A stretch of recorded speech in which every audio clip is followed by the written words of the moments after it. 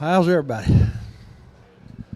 We're going to talk, and we will, about some of the ways we used to just working to catch big catfish. But we brought our live well this weekend. We've had it set up out here, and we've had a lot of people look at it. And so we're going to talk about that just a little bit. My boat's a center console. It's got two live wells, and I can handle 15 or 20 pound fish in it. Fine, but I can even put 50-pound fish in it, but we have to curl them to get them in there. So we decided to make us a homemade live well, and I just took some cardboard. The reason I'm saying this, if you got a boat that doesn't have a live well or a big enough live well, which I'm sure a lot of people do because I see toolboxes and Rubbermaid totes, better. But anyway, we made this live well. I've got about $400 in it. It's just 18 or 16 gauge aluminum. It works real good, and we've got the oxygen system on them, which we're really trying to get everybody to try this oxygen if you're not using it already, because you don't have to have a lot of water in your live well. You can fill it plumb full of fish, and you turn that oxygen on low, and they will just fight you at 4 o'clock that afternoon getting them out of there. It's a real good system, and it's about $400 if you don't have a live well. You can take a toolbox, I guess, and put the oxygen on it, but we're going to try to get everybody that fishes these tournaments to try to take better care of the fish. I mean, we're doing a pretty good job, but we still see a lot of dead fish every year. But it's just something we brought that people can look at. It's homemade. It's all me and Brooke made all that stuff, and we had a friend of ours weld it up. It may look complicated, but it's really nothing to it. But that's what we want to try to do with this catfish conference stuff is help improve the taking care of these fish and stuff. But I guess she don't want me to tell no secrets on how we find our big fish. But what we do when we go to especially a new lake we've never been on or a new river, we cover a lot of miles. We fill the boat up, and it's nothing for us to go 40 miles each way from the way in. And I'm like Carl, we use our side scan most of the time. That's all I do is side scan, and we try to find structure like he showed. We don't have pictures like Carl had, but we try to find structure like he's showed you a while ago, and we'll mark all those spots, and then we spend about half a day one day just looking for that structure and stuff and marking them. Then we take our sonar after we mark those spots and go over it and see if we can spot any big fish. And if they're on it, doesn't mean they're going to bite, but we like to have about 10 spots before every tournament, to try. We don't do a lot of pre-fishing either, like Carl said. We may put a bait down there with no hook in it and see what we can do, but even if we get a bite like that, we don't hit nothing very hard, because I'm a firm believer that you can wear your spot out or run the fish off before the tournament. But I don't know how much water anybody else covers. I've seen Carl and them way up river and down river, along with a few of the other guys, but we try to cover a lot of water. That's our biggest thing, and we've had a lot of luck too, because I think a lot of luck in catfishing. You may see those big fish down there, and it takes a while to find them, and I've got a lot of experience, and Brooke has too. We know what we're looking at. We can tell you if they're 15 or 20 pound fish, or if they're 40 to 60 pound fish. Our electronics is the main thing we go by. And I heard Carl say a while ago, believe in your electronics. That's the first thing we do. You may pull up on the best section of river, drop off full of stumps. If you don't see any fish down there, there's nothing there. That electronic's going to show them if they're down there. Now, some days they're glued to the bottom, and you're not going to see them. I'm not saying you can't catch a fish on a spot like that, but Most time when they're glued to the bottom, you're going to get a bite. Every once in a while, you're lucky to get 5 fish. But our electronics is our main goal. We've caught some big fish. We've had some big weigh-ins. A lot of that's luck. The fish bit when we were there, and we found their spots. But we fished Memphis last year. We ran 42 miles one way from the tournament from where we fished, and we didn't get any monster fish, but we did win. But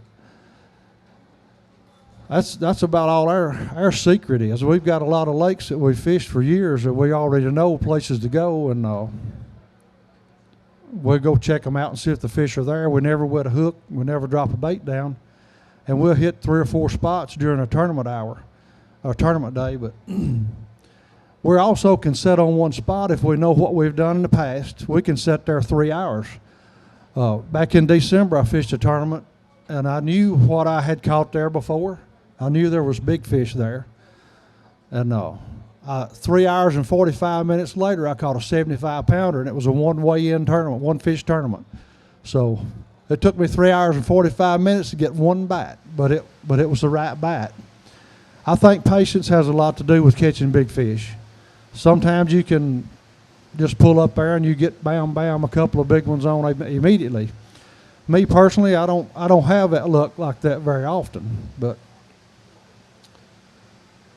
we have the patience. I can tell you, this girl right here can sit there 8 hours for one bite, and she never complains. 95-degree weather. So you got something you want to tell them, Brooke? Okay.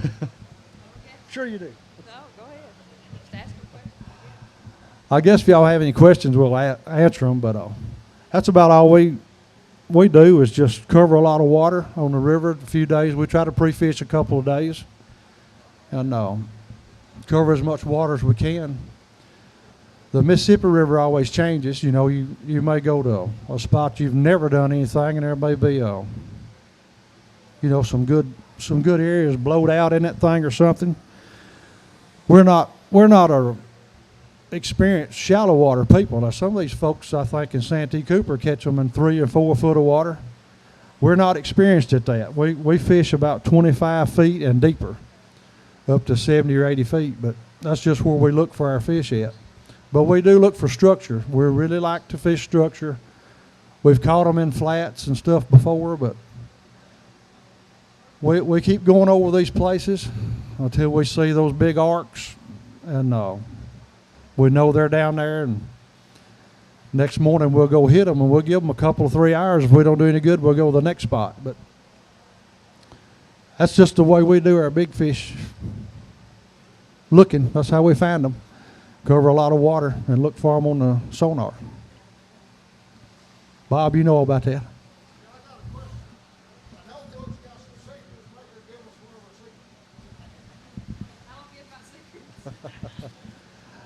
She's pretty tough on them secrets now, I'll tell you. I can't even tell him. He'll tell everybody. How many people tournament fish here that's in here? Everybody? I know Bink does. Bink puts it on us pretty regular.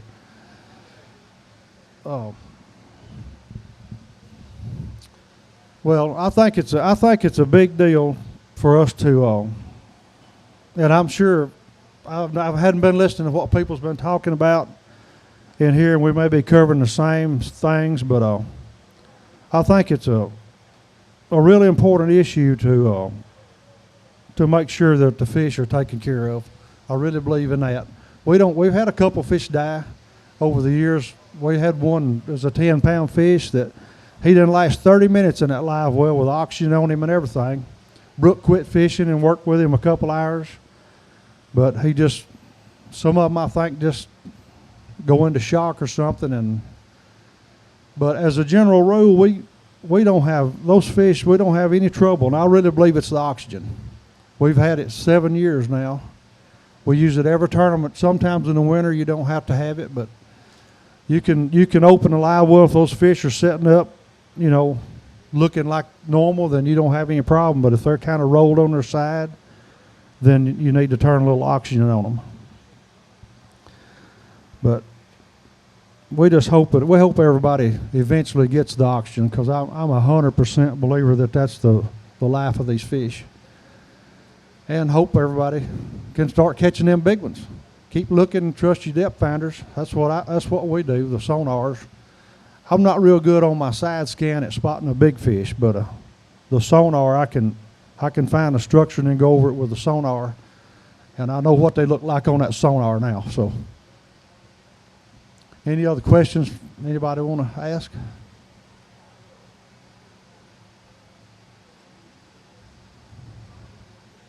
Brooke, you got something you want to say? We got 20 more minutes or so.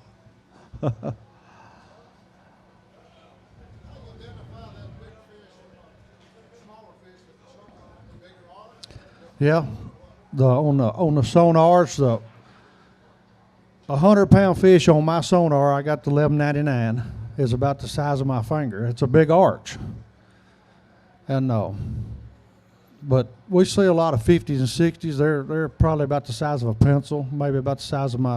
It depends on the depth of water too. But we're usually 45 to 50 feet deep, and they're about like my little finger if they're about 60-pound fish. But I've seen them on the side scan and the down scan, and but it's just I can get within a few pounds of a big fish on my sonar, guessing at it. We pulled up the spot up at Memphis last year, and it was full of fish. And I told Brooke, I said, these are all 15 to 20 pounders. Well, we caught 15, 18, 12s, nothing over 18. And but it takes a lot of, we've got a lot of time on the water. I mean, we spend days on the water. Pre-fishing, we don't do any fishing hardly. We'll troll or move from one spot of the river to the next. We'll spend 8 hours out there, nothing but reading the depth finder. And it's after 2 or 3 years of that, then you know what you're seeing. I have my 11.99 for at least 2 years before I knew what I was looking at on it. And I heard Carl talk about that. It takes a lot of time on the water. These depth finders are expensive, but they're well worth the money if you're going to tournament fish, because once I learned people kept telling me, look, that's a fish right there. And I'm thinking, that ain't no fish, but it was. You just got to know what you're looking at. The screen you've got on, whether it's on side scan or down scan. And side scan, the further out you're scanning, the smaller the fish are going to be. You got to know what area of water you're covering, and that's going to tell you, determine what size fish you're looking at. It's not just what you see on the screen, it's the settings you have on that screen also is going to determine. And I'm sure most everybody probably knows all that, but I didn't. It took me 2 or 3 years to learn my hummingbird. I got a hummingbird. It took me 2 or 3 years to learn how to use it. And of course, I've got all the confidence in the world in it. I know what I'm looking at. I know the size tree that's down there, how big around it is. It's great. It's great. This technology is great now for that. Searching for fish. I don't know how they hide from us. They don't have a chance. Brooke's got something she wants to say, I know by now. Huh? Yeah, David, Bottom Dwellers, our sponsor, he's got these tanks. He's got the diffusers that goes in the live well. Mine I bought about 7 years ago. It was $200 for the diffuser. They's got them out there for $49 or $45. That stuff's, it's, for $200 or $300 you get this oxygen put on your live well. It's cheap, I think. If you can save one big fish, especially if you're in a tournament, then it'll, if you was to place in that tournament or something, it'd be worth checking into and investing in it. And my good friend that just left here don't use oxygen. I don't know how he gets by without that.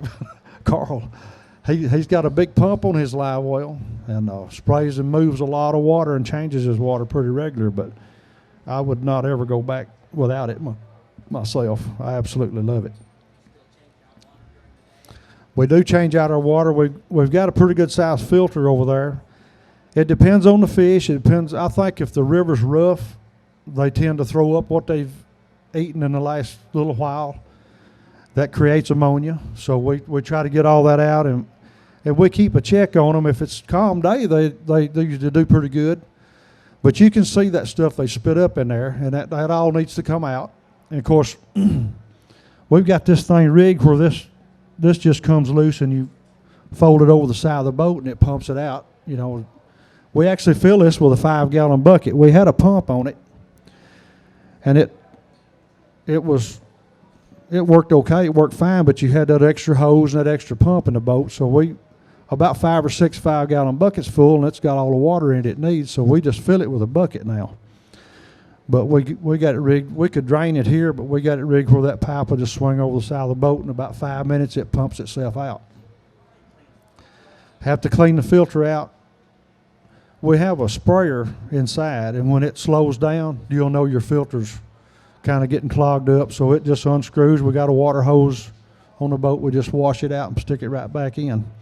Yeah, I think it's as equally important to get that ammonia-filled water out, because that filter will catch a lot of that stuff. But we've got a screen inside. Nothing big can get in there. So the big pieces of fish that they've eaten and stuff, they'll spit that out in the live well. We'll have to get that out with a pair of pliers or something. But we don't usually change our water over once or twice in an 8-hour tournament. But we do change it, and I think it helps. But this is, this is just a rigged up live well. But that thing works so good. I'm just kind of proud of that live well, to be honest with you, because we just kind of built it as we went along. It works great, and that door came from a camper supply place where I guess they buy those doors to put on the side of those campers. It was like $30. I mean, it's just it's something that can be done. It's a neat look. It looks complicated, but it's not complicated at all. We put the carpet on it, so in the summertime we wet that carpet just in case it gets hot. We do have a top on our boat to keep the sun off of it, but you can wet that carpet and keep it cool on the sides because it's aluminum. But we just have no problems at all with our fish, and I'm proud of that fact that we don't. And I'm just hoping everybody in the future, either gets oxygen or upgrade their live well if they don't have a real good one. Most of the boats you get now has got a big live well in them. These boat companies have started making them where they're sufficient for a big catfish tournament. But we got proof here that whatever kind of boat you got, you can have a decent live well in it that works good, for $400 or $500. This is a 95-gallon. I had to have a friend of mine figure that. I didn't know how to figure it, but he measured it's just a 95-gallon, which that's not big. Huh? No, he knew how to calculate it somehow, length, width, but it's right at 95 gallons. Most of the Sea Arc boats have a 100-gallon live well in them now, I think, or bigger. So this is not a great big live well, but it's big enough. You can put 2 60s in there and you 3 small fish, and they're fine. It looks crowded, but it's not. But we're kind of proud of it. It works good. We plan on using it a lot this year. But we fish a lot of tournaments, and we have fun. We're so proud to be a part of this thing here.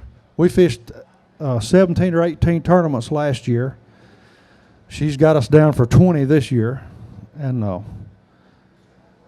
we're real fortunate to be a part of this catfishing organization, or whatever you call it. We just have a ball at every tournament we go to. We don't get to go to some that we'd like to go to far off, but we've had a lot of success. We've been lucky, and we consider ourselves pretty decent fishermen too, but we have had some luck. Well, her daddy had her on the water since she was about that high. I'm glad he did. I took her fishing. She wanted to catch her a big fish. I took her fishing, and it was 95 degrees that day. It was on Wheeler. I always caught a 60 or 50 or 60 or 70 at Wheeler every time I went. And that day we caught 3 fish. The big one was about 30 pounds, and it was hot. And I thought, man, I have learnt this young girl. You know, she'll never want to go back in another boat. But she never said a word all day long. Never complained a bit. Next Saturday, I said, we'll go try it again if you want to. I'm ready. So she's a die-hard fisherman for sure. And she's pretty good at it, except when she gets hung up over on the Mississippi River. I'm hung, David, I'm hung, so I'll crank the big motor and start up river, and of course she can't break the line. It's a 100-pound line, and she'll take the steering wheel, and I'll get her her rod and a towel or something to break. I'll pick up on her rod first, and it goes, and I'll have to hand it back to her. You're not hung, you got a big fish. That's happened about 3 times so far, so she's hanging. When she gets hung, you can get the net because she's got a big. But yeah, we've done that quite a few times at New Madrid. Year before last at New Madrid up there, she hung up one there, and I was going to break her off. I think she got it, and it was 66 something, but she was hung on the bottom first. I think she hung the bottom first and then caught the fish. But she's a good partner. I'm really proud to have her started when she was. I had no idea I'd be fishing with her. She'd like these tournaments or nothing, but when we first started fishing, we were just strictly trying to get her a big fish. We finally did get her a pretty good one. But she likes this catfishing better than most men do, and she's really good at it. She's a great partner. She just won't tell no secrets. That's the only thing about her. Especially bait secrets. Especially bait secrets. Bait secrets, yeah, I'll tell you that. We was at Memphis year before last, and water was high, and we were suspend fishing. And you know, I know how to fish too, and I'm up there on running a trolling motor, and I'm actually going suspend drifting, and I'm going through where the fish are supposed to be at first. And then she catches another, and I said, "What are you doing back there?" Well, she's turning around cutting bait where I can't see her. And she done had 3 fish in the boat. It's a tournament too. And I finally looked over her shoulder and saw what she was doing. We use skipjack, and I know Carl talked a lot about, you know, the bait, different types of bait and stuff. We use shad every once in a while too. Shad's good, but you wouldn't think a skipjack about 12 inches long, the way you cut that bait means a lot. And we use head sometimes, but the way she was cutting this bait, she would have caught all the fish that day. But when I saw her cutting the way she was cutting that bait, I pulled my 2 poles up, got me some new bait, cut them that way, and I could put a 40 in the boat and then a 20-something immediately. So, do you do that, Bob? You cut different?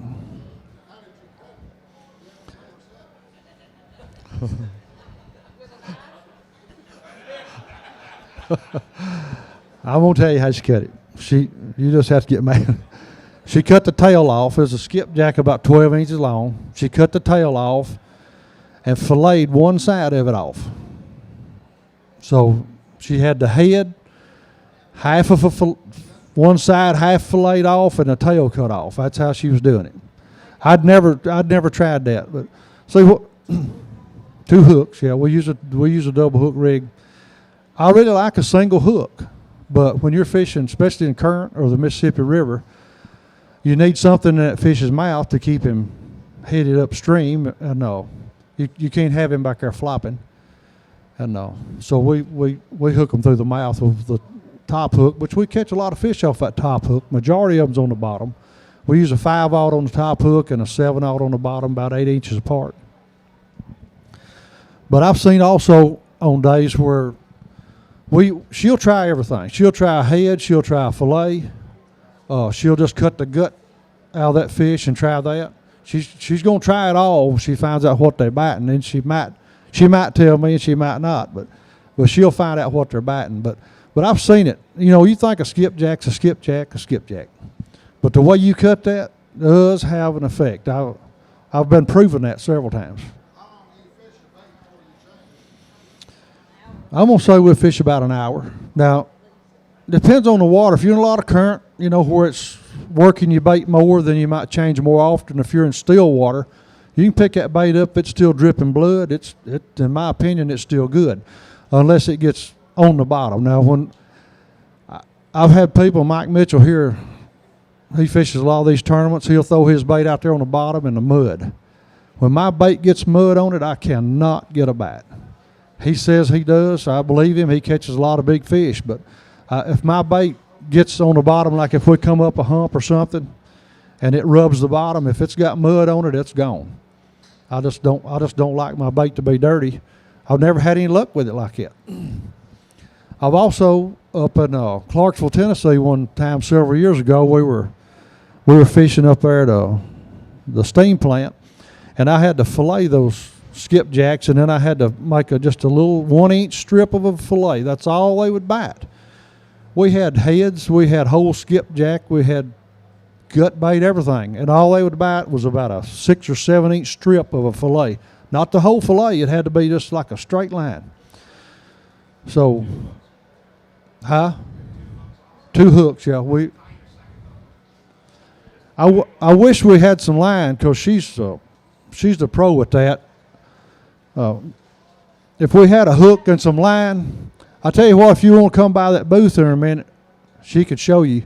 If you're going to love this, most people use what we use. I think, Bob, you use it now, don't you? It's not a knot. It looks like a snail, but it's not. It's the finest. It looks like a snail knot, but it's not. But it's the finest way to tie a hook there is. You cannot break it. We have never broke. We use a 60-pound monofilament. We use Berkeley Big Game Leader because I'm just a firm believer in that big game. I've tried the fluorocarbons and everything, and I always go back to the Berkeley Big Game. We use 60, sometimes 80 on the leader and 100-pound braid mainline. But we have never broke at the hooks ever, even when we hang the structure and we have to wrap a towel around our hand, to break that braid. It'll either break up there where the leader's tied on, or we've never broke at the hook, and that's just amazing to me because it's wound around that hook, but we've never broke there. It's an amazing knot. It's not really a knot, but she'll show you. A lot of people use it. I think most everybody uses that now. But you can use a single hook most of the time, but if you're using just a piece of cut bait or something, but if you're in the Mississippi River or a river with a lot of current, in my opinion, you need that bait kind of aerodynamic or whatever you call it, where he flows through the water good. We use those chain swivels also. We use about a 2-foot leader, and that helps with the line twist, because that bait's going to cut up no matter what you do to it. And we use a 6-ball chain swivel in our leader line. You use those? Yeah, the chain swivels is a lot more, about 4 times as many places for that to turn as a regular swivel. Okay, we got them right up there. You'll like them.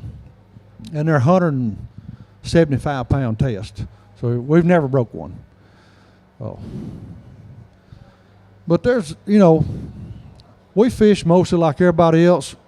We hold our own. We do good in most of these tournaments, but we cover a lot of ground. We don't fish as hard as a lot of these fishermen do.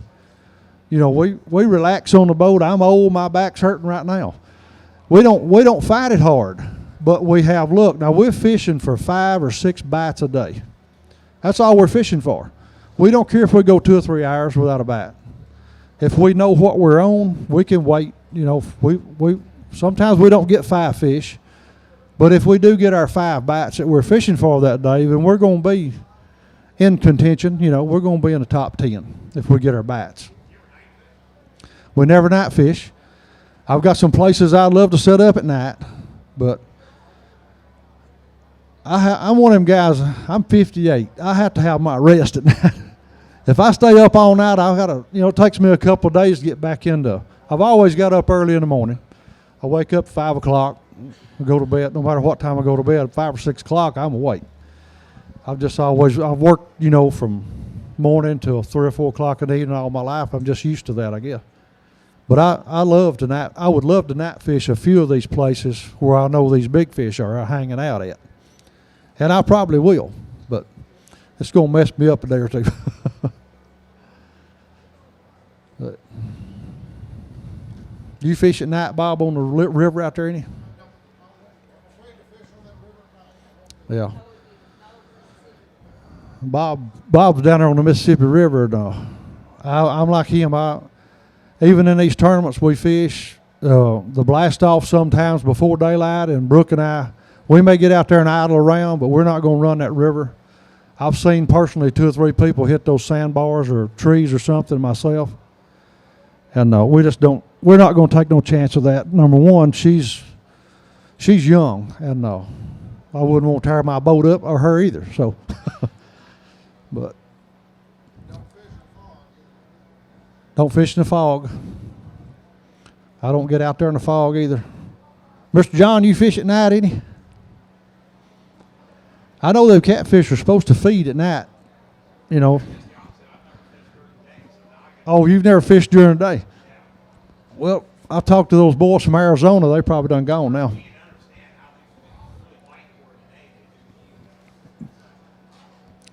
They probably bite more at night. I don't know.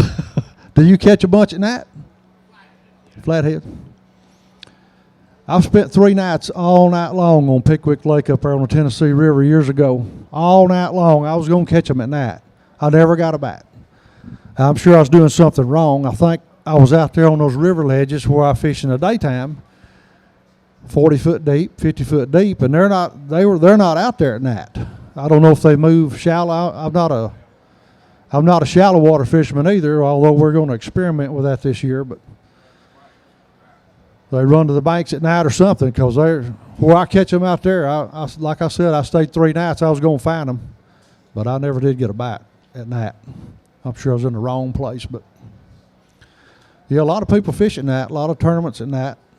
I don't know how to catch them at night, but flatheads, I think I probably could figure that out. You still getting the brush on after them at night?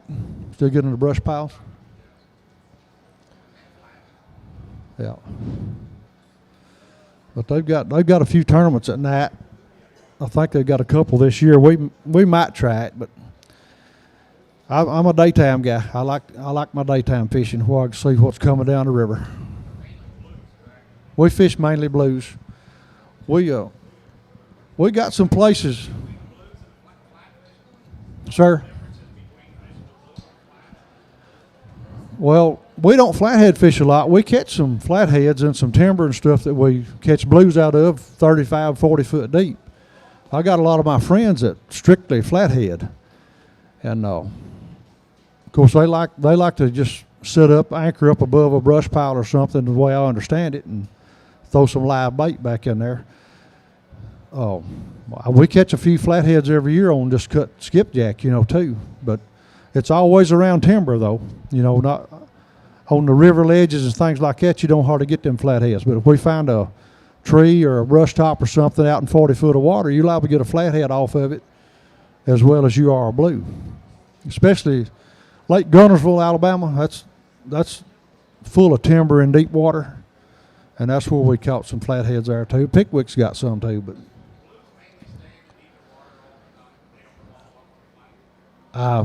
the guy right back there that I'm with, David Ashby, catches them out of 3 foot of water, 70-pound blues. When you go in that shallow water with your boat, you're not going to see them fish. They're going to run out from under your boat. To me, if it's 30 foot or shallower, that boat's going to spook them. So I can't see them in there. I've never tried to find them on side scan in shallow water. You probably could, but we're so used to getting over the top of our structure and seeing those fish. That's what we're used to. We don't know how to fish that shallow water. We really don't know how to fish it. I don't know how you sneak in there if you're in 10 feet of water. Now, Paul was here that won that Winter Blues last year. He fishes shallow water all the time. I don't know if he just eases up in there and anchors and throws rods out. I don't know how he does it. We're just not experienced that much with it. But they're in it. I hear about them being caught all the time in shallow water. We're going to try to do some experimenting with it ourselves, because in some cases it's got to help us, because they're not always out there where we're used to fishing for them. But That's something I'd like to learn, shallow water. Now, the Mississippi River, on those sandbars, they catch them shallow sometimes, don't they? Yeah. I've caught them about 20 feet deep on the Mississippi River, about as shallow as I've ever caught them. And I think they were in a certain type of current then when we caught them. Is it? Yeah. Yeah. We've just we grew up on Pickwick. Brooke and I both did. And up there at the catfishermen just started 30 feet deeper. And Pickwick's hard to catch a big fish on. It's full of them, full of big monster blues. But maybe we need to go shallow to find those big ones. We don't know. If you go to Pickwick, try to catch a 30-pound blue, you better be prepared to stay 2 or 3 days. And but even though it's full of them, it's full of big fish. But maybe the shallow water might be the ticket to that. I don't know. But I'd take all pointers on shallow water fishing. Anybody that knows anything, I'd be willing to listen. We're just not experienced with it at all. You got to sneak up on them fish, I know, if they're shallow. Or you got to sit there and wait on them to come in to where you're at if you're in 7 or 8 feet of water.